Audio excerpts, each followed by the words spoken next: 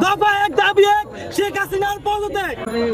এই স্বাধীন বাংলাদেশে পতাকা নিয়ে রাস্তায় নামলে এখন বর্তমানে ছাত্রলীগের মতো কিছু খুনি, যুবলীগের মতো কিছু খুনি, যারাই হচ্ছে প্রকৃত দেশদ্রোহী, তারা কোমলমতি শিশুদেরকে আটকায় রাখতেছে, মারধর করতেছে।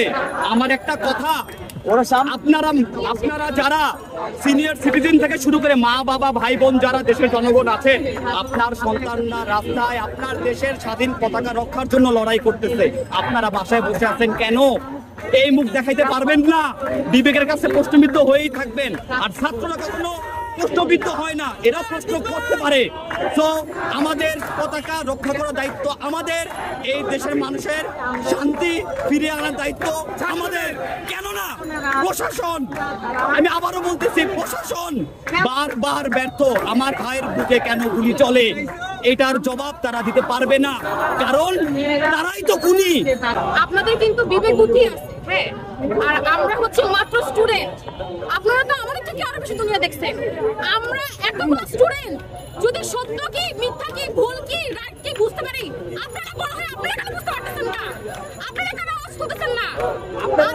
আপনাদের সন্তান, আমরা মরে যাচ্ছি, আমরা পারতেছি না, আপনারা কেন আগে আসছেন না? আপনাদের কি তখন বিবেক বুদ্ধি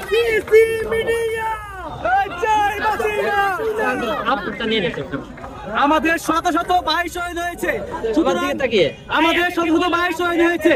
আমরা এই রক্তের বিনিময়ে শুধু একটাই চাই, দফা এক দাবি এক, খুনি হাসিনার পদত্যাগ। আমরা শেখ হাসিনাকে আর চাই না।